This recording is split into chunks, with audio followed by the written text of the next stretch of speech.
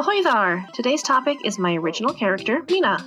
Over the last couple months, I've received a couple comments and messages asking to know more about her. This will be a short history lesson of my life and how my interests fed into her design, with a wee bit of lore at the end.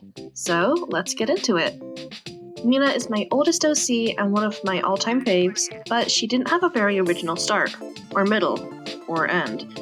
Let's time travel to 2003. I was 6 years old. My personality had been for the last 2 years dominated by my love for Sonic the Hedgehog.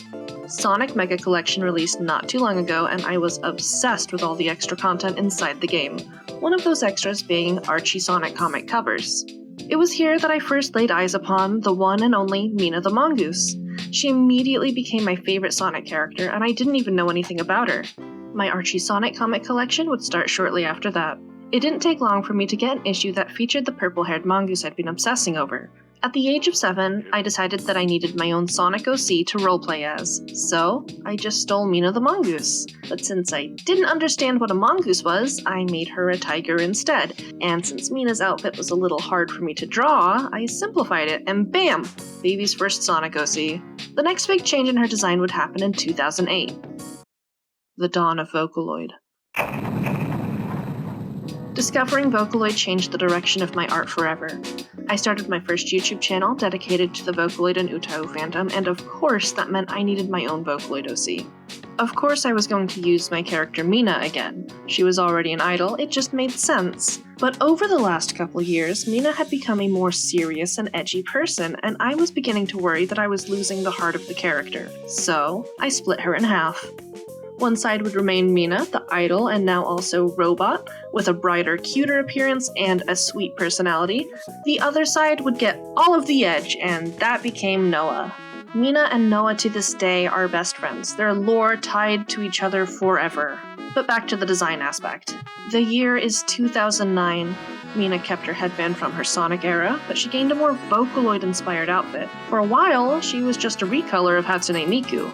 Now, the Vocaloid fandom was flooded with Miku recolors, and I wanted to make her stand out, so I went back to the drawing board. I took a look at some of my favorite characters throughout the years and decided to just throw them in a blender and see what came out. Well, this is what came out. Fun fact, Mina's scarf is pinned together with a black cat pendant. This is a reference to my childhood cat, Blackjack. By 2010, we had a mostly stable design. Changes would happen here and there, but that's only because I would forget what she looked like. I didn't really have a reference page to look at back then. I had settled on her permanent design in 2014, and then I drew her a total of 4 times until 2021, where I updated her design again. Some tweaks were made in 2025 to give back some of her older features that I missed, and now we have the modern day design. Now, lore-wise, it's still a work in progress. I'm trying my best to keep the essence of the lore I wrote for her in middle school, so please forgive the silliness and the cringiness of this. But her story is essentially this. She was a noble's daughter living in a small town on the planet of Fabula. She had 2 besties, Noah and Anzel. Anzel, one day, through very sad circumstances, became a mutated experiment and low-key loses her mind. She ends up killing Mina, kind of on accident, and Noah just happens to end up capturing Mina's soul before it flies off somewhere or something. I'm not really sure how this works. But anyway, she gets the soul and she transports it to an engineer who is able to build her an entirely robotic body to inhabit, and now Mina just does like cute idol assistant stuff and tries not to think about the fact that she is kind of dead. And that's as far as I've gotten with the story.